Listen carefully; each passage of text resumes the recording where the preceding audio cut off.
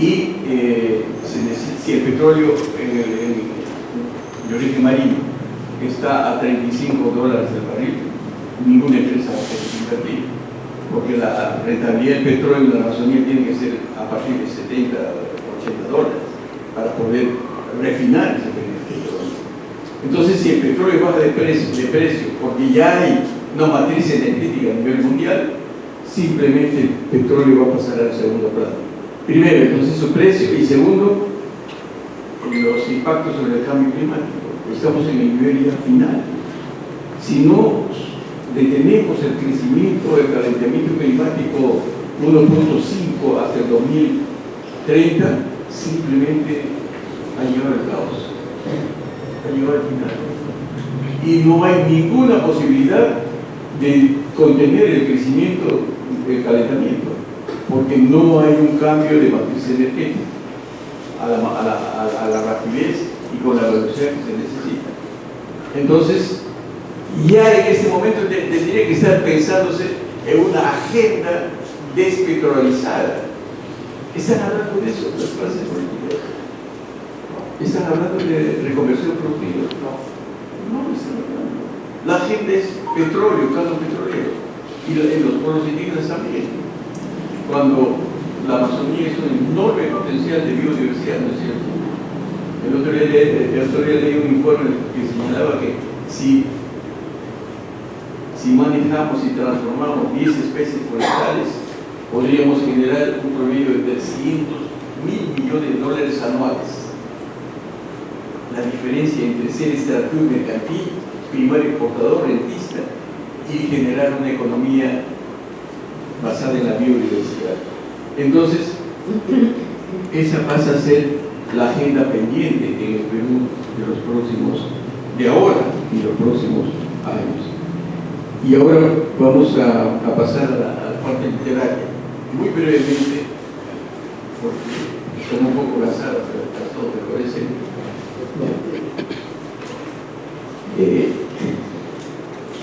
Así que vamos a ser breves.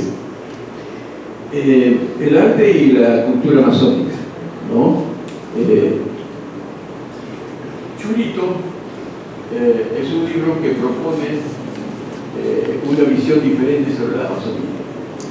Lo he repetido estos días en los medios.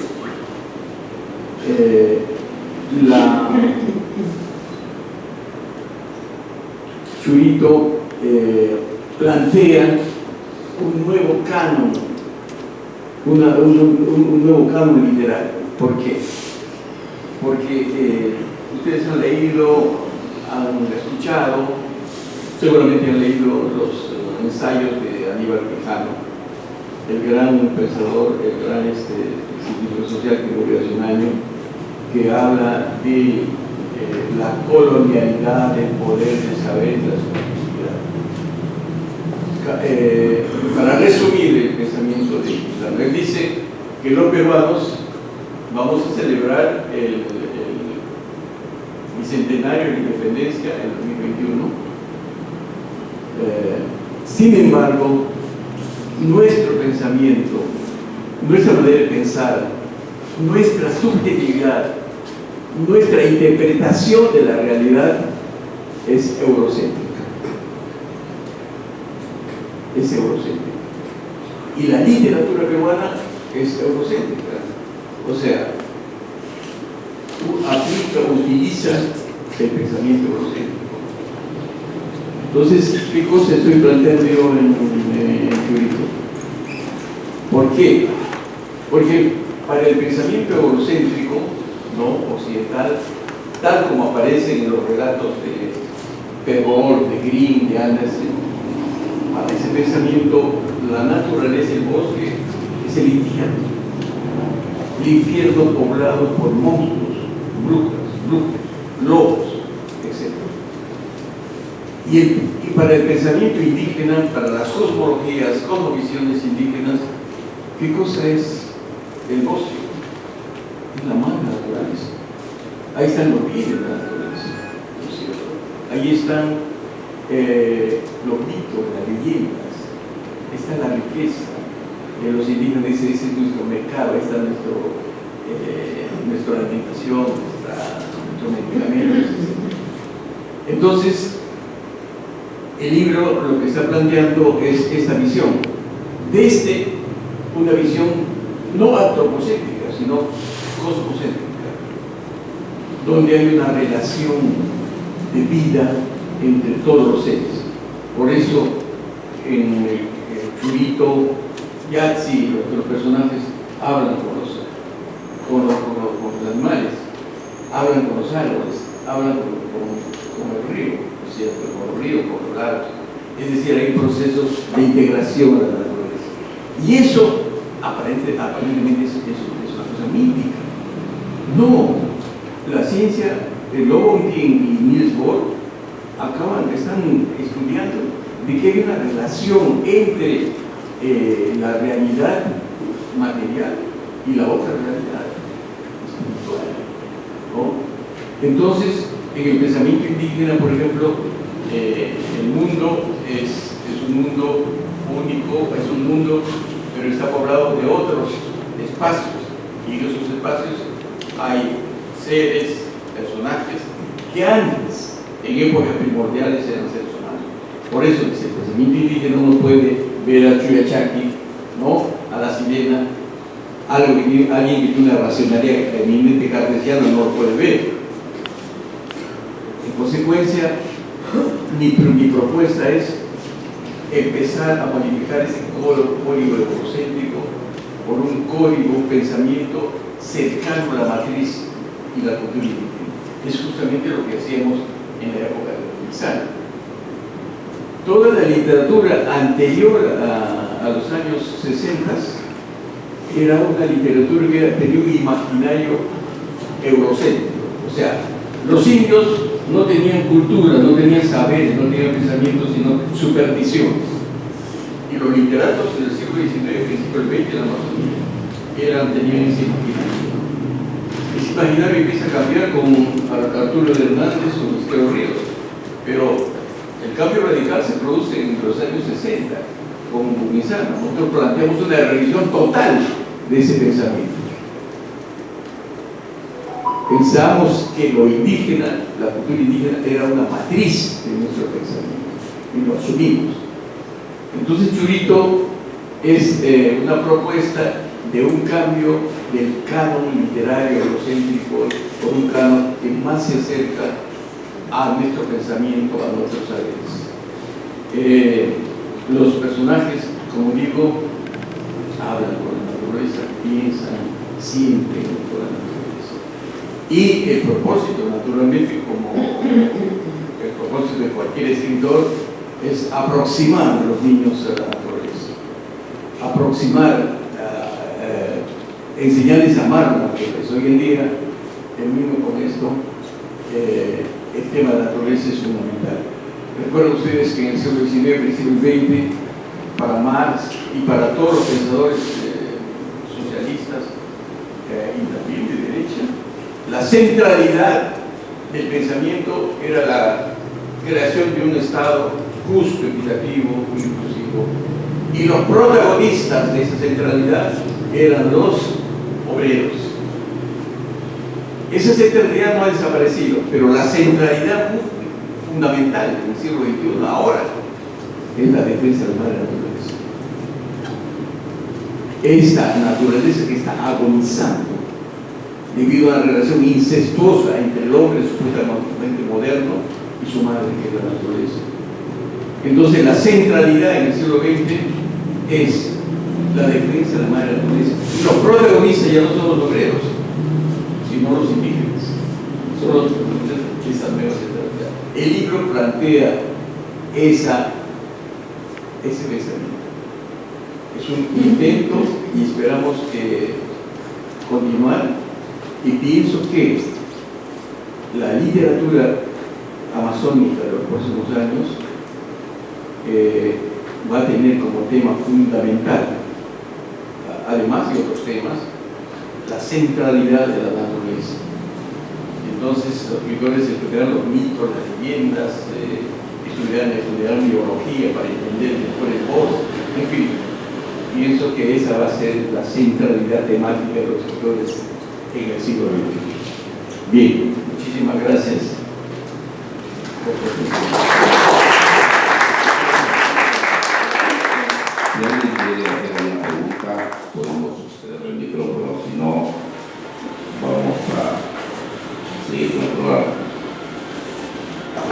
¿Alguien quiere hacer alguna pregunta? Lo escuchamos, Mario. Vamos.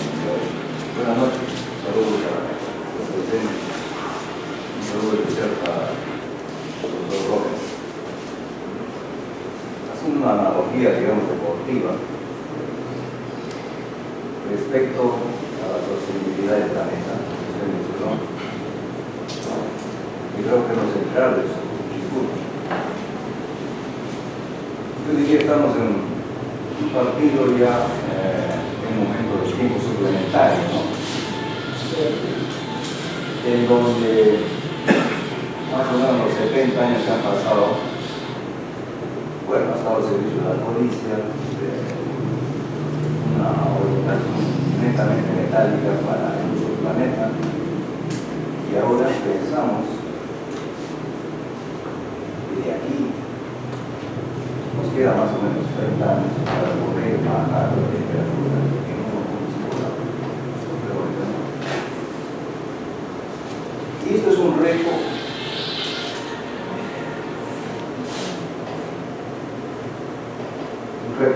modular, digamos, medular, ¿no? Que significa simplemente cambiar la actitud de raíz.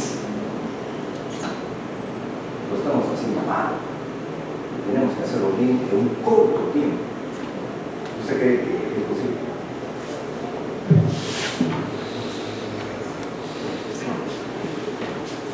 Si le mencionara las cifras de la destrucción del planeta, pues lo conocen, el 60% de los insectos han desaparecido en la faz de la Tierra. Y de esos insectos, los que más han desaparecido son las abejas, los que hacen polinización. 60% según un último registro científico. Podría mencionar cifras así, realmente, por ejemplo, el descongelamiento de los glaciares. 25% en algunos casos, pero en otros casos 50% de los glaciares. Y los glaciares alimentan los ríos, los bofedales, los lagos, etc. En fin, 10 millones de toneladas de plásticos han inundado los océanos. Esa cifra lo conocen ustedes. Hoy día leí una cifra sobre la deforestación de la Amazonía brasileña, gracias a Jair Bolsonaro. El 80% de la deforestación ha crecido en 2 meses, comparado con el año pasado en Brasil, ¿no? En fin, la respuesta es difícil y compleja, pero voy a utilizar una frase de Chomsky. A Chomsky le preguntaron cuando asumió el gobierno Donald Trump, le preguntaron qué hacer frente a este presidente imprevisible, porque realmente nadie sabe cómo va a reaccionar, qué cosa va a hacer. Y tiene el botón de la nuclear en la mano, en el dedo, ¿no? Entonces él dijo, lo único que quiero es la respuesta de la ciudadanía, que todo el mundo tome conciencia del riesgo y empiece a actuar.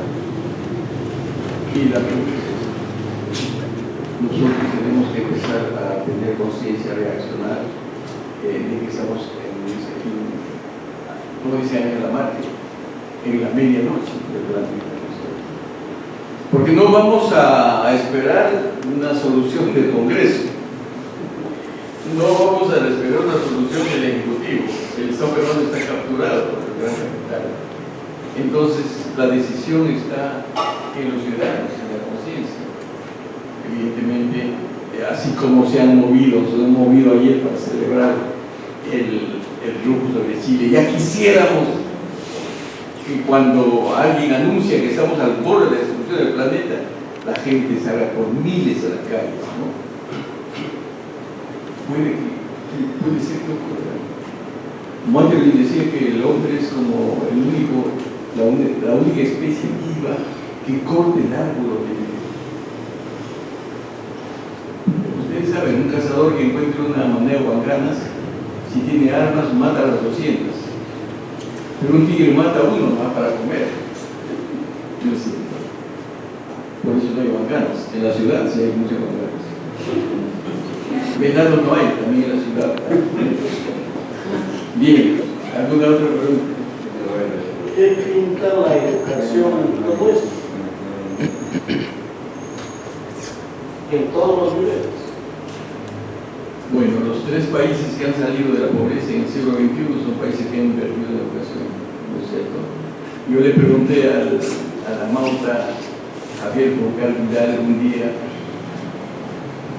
cuando teníamos 25 años, le pregunté, maestro, ¿cómo dejar de ser un país corrupto, pobre, marginal, violento como el Perú? Me miró, educación. Esa es la solución, parte de la solución, ¿no es cierto? Un ciudadano educado no es un ladrón. Bueno, puede ser que de cada 100 haya un ladrón, aunque sea educado, pero es una excepción. No bota papeles en la calle, no bota basura en el río, llega puntual a su trabajo, es eficiente, es buen padre de familia, ¿no? Bueno, esa es la clave. ¿Estamos educando o estamos instruyendo? ¿Cuál es la diferencia? Bueno, estamos instruyendo, no estamos educando. Es como cuando la gente me dice, mira, están capturados por el celular, ¿no? Por el pequeño aparatito. Y algunos, pero tenemos mucha información mirando el celular. Bueno, tienen información, pero no tienen conocimiento. El conocimiento es diferente, ¿no? La pregunta. Al señor Goriti y después Rápidamente, por favor. Mira, yo quiero responder primero que decía, no sé si usted tiene de acuerdo a la cosa.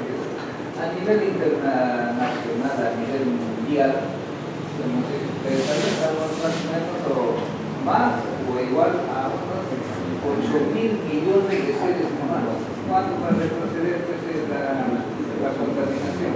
Entonces, lo más probable es hacer como hizo, no sé si estaba Antaco, Fujimori, había establecido un programa, 2 hijos por familia, pero la gente empezó a satanizar, a ningunear. Entonces, del momento que empezaba a satanizar, vino un redactor y de un solo más eliminó ese programa. Y a partir de ahí, son los que ahora están cayendo los sicarios, los asaltantes, no son como la edad de usted, ni edad, muchachos 14, 15, 18, 20 años, 21 años. Entonces, no podemos retroceder. Entonces, se tendría que hacer un programa, establecer todos los países una cuota, un porcentaje que hagan control. Si acá en el Perú somos 35 millones, que hagan un porcentaje, ¿cuánto les va a corresponder a cada país? Pero podría establecer esto, ¿ya? Ahora, eso sería para reducir todas las contaminaciones globales habidas y por haber, ¿ya? Porque esto, conforme aumente la población, va a ser más, peor, más terrible. Entonces, pues, una desgracia será que viviremos o desapareceremos. En la cuestión de su libro, donde, no sé si la chiquita se llama Churito, ¿no? O el libro se llama Churito. la chiquita. El libro también. Ya. Churito es una niña de 7 años que vive en Timbrales, es real. Ya. Ahora tiene 40 años. Eso de esa niña me hace recordar hace, no sé, será un par de años, un señor, estábamos conversando así en una hora del almuerzo. Entonces, pues, la chica dice, tiene más o menos 17 años. Y entonces, bueno, papá, yo ya no quiero estudiar, para tener marido no se necesita estudiar. Entonces, más o menos se parece eso. Entonces, pues la chiquita. Señor, ¿qué quiere ¿qué estudiar? hace? No, yo le estoy haciendo apelando maestro. Por favor, déjeme usted. ¿Ya? Entonces, eso da a entender, y aparte de eso, que la gente no quiere estudiar, los muchachos no quieren estudiar, ¿ya? Y entonces, Señor, por eso la disculpe el caso. solamente se dedican a Vamos a ver que hay los límites. De repente usted ha sido un buen estudiante y entonces usted está acá. Y yo también de igual manera, por escuchar. Pero aquellos que no quieren ser, especialmente están como ninis, están como gracias. Muy amable, señor. Que tenemos que muchas gracias. Profesor, escuchamos su punto.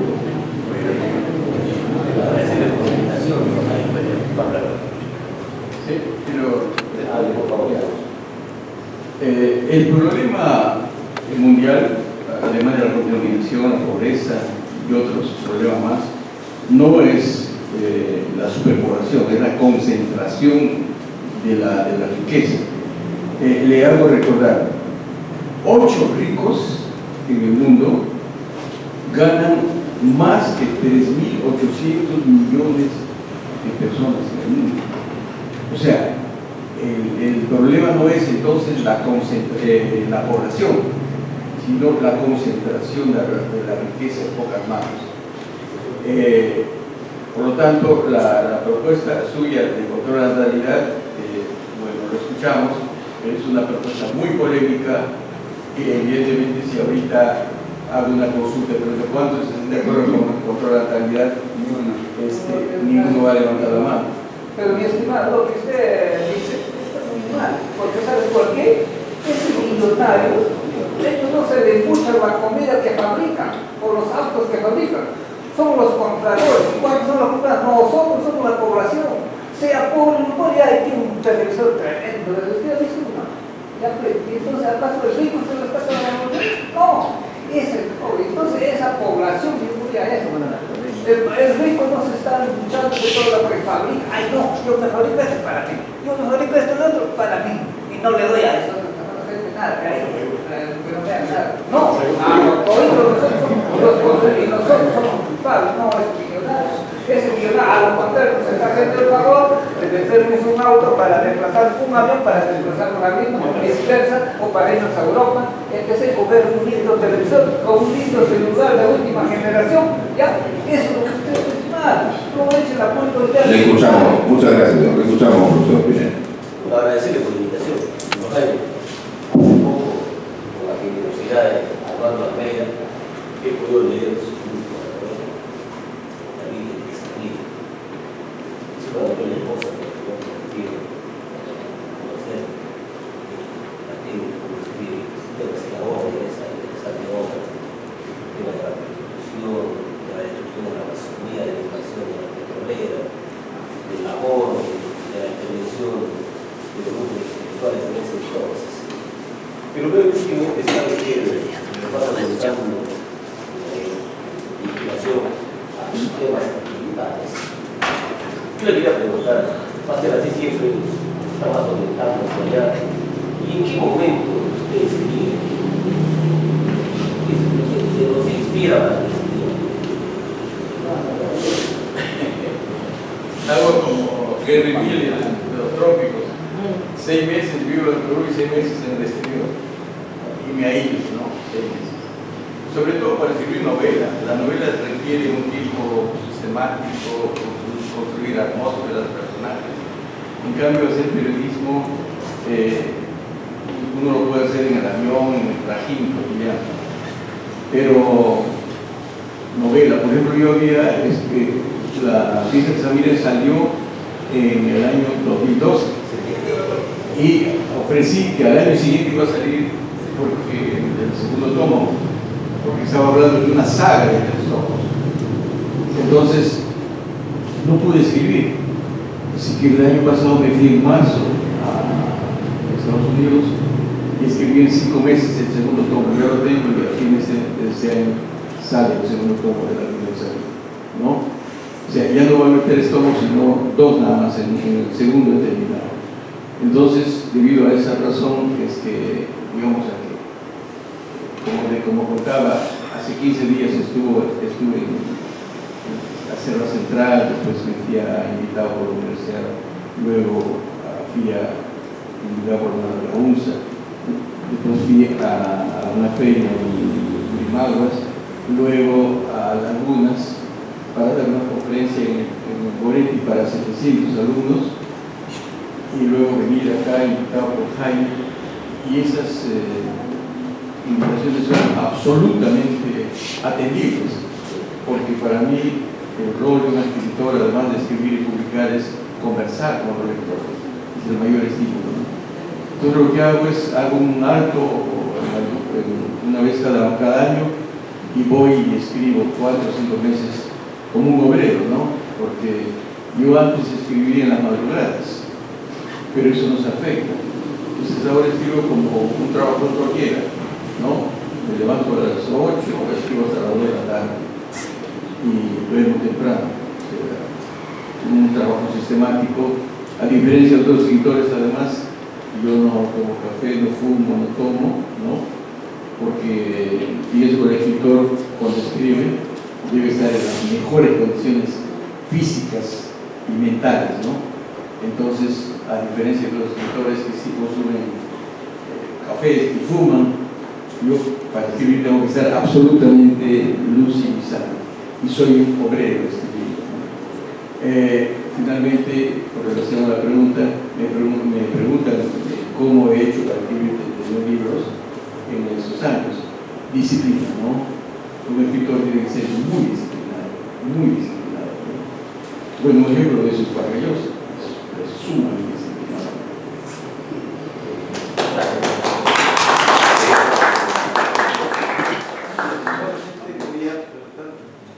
El gran problema que tenemos en el mundo es la educación. La educación mundial subvierte la naturaleza. No es como la educación ancestral de los pueblos originarios, que tiene su ciencia, su desarrollo, en base a acoplarse a la naturaleza. Ejemplo, las grandes construcciones de los incas nunca han sido inundados, nunca han sufrido de terremoto, nada. Y acá, esas construcciones no son para nuestra región. Pero esta construcción es una construcción de la época del caucho, mucho mejor que las actuales. Debe ser una construcción con aleros. En cambio acá no es construcciones que no es para la región sin aleros. Entonces, el gran problema, ¿cómo se solucionaría? Porque los científicos, los inventores, todos subvierten la naturaleza. Tiene que ser un desarrollo científico que que no destroza la naturaleza. ¿Cómo se hace eso? Bueno, el pensamiento eurocéntrico, naturaleza y cultura son diferentes, y el pensamiento indígena, naturaleza y cultura están ligados, ¿no? Hay que juntar, y por el lobo que están planteando esa relación, ¿no? Yo estaba en Moyobamba cuando ocurrió el terremoto, y Moyobamba es la ciudad más sísmica de la Amazonía, ¿no? ¿Han visto ustedes esos barrancos que rodean Moyobamba? Producto de un movimiento geológico, ¿no? Y el morro de calzada, una llanura, también es producto de un movimiento geológico. Entonces, al día siguiente volví a Lima y hice una entrevista en el programa en el RTP, Francisco Carvalho y otro periodista más, y se enojaron porque yo dije lo siguiente: el terremoto ocurrido en la Amazonía de 8 grados, lo que ha desnudado, ha puesto al descubierto la ignorancia total de la burocracia limeña y de la prensa en la Amazonía. Hubieran querido ustedes escuchar las increíbles cosas que decían, que la UNES estaba en Chachapoyas, ¿no? Que Tarapoto era la capital de San Martín. En fin, Jenny Vilcatoma publicó unas fotos en su Facebook diciendo que estas fotos registran el desastre en la Amazonía, y eran fotos del terremoto de Chile. Y luego, para curarse en salud, dijo: bueno, eso me dijo el prefecto de Iquitos.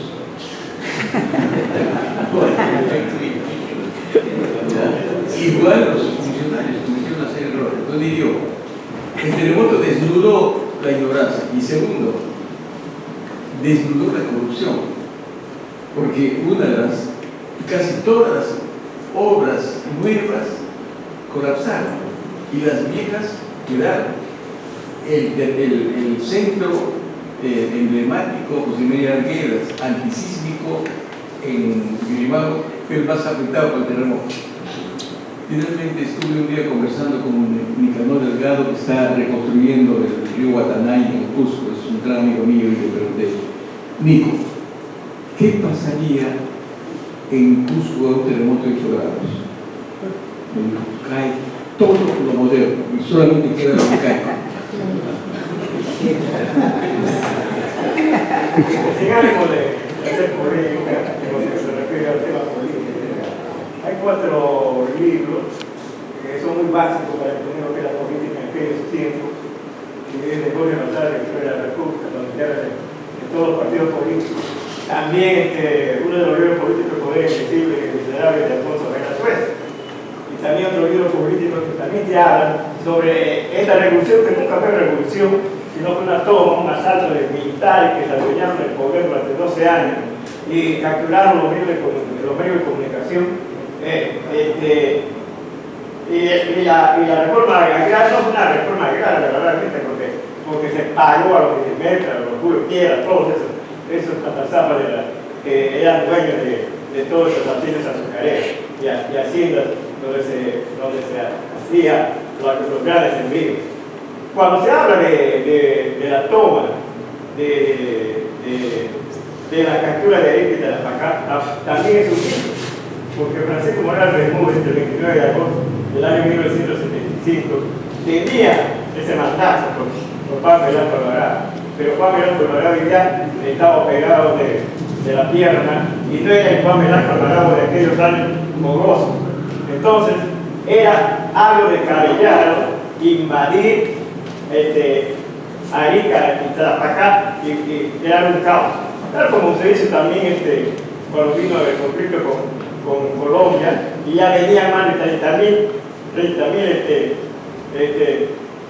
voluntarios para rescatar el piso y lo matan a Sancho Cerro. Entonces todos son mitologías. Pero no quiero preguntar sobre eso, sino algo sobre el puente Churrito, ¿no? Es cierto que dicen los sabios, los supuestos sabios, que los diseñadores que hacen estas casas voluntarias, los San Francisco, entonces aquí vamos a construir, porque aquí han puesto sus huevos de churro, y construyen, hacen esa construcción de acuerdo a donde va a llegar el caso del río, cuando nos inundamos de allá. ¿Es cierto eso o es también un mito? El conocimiento que el hombre indígena, el mundo, el ribereño tiene sobre la naturaleza es extraordinario. Por ejemplo, yo tengo un relato, y eso además lo he vivido, el relato de Tarragao. Un día estaba en un chinguito, ¿no? En el lago Chinguito, que después ha sido destruido por la explotación petrolera, y me iba con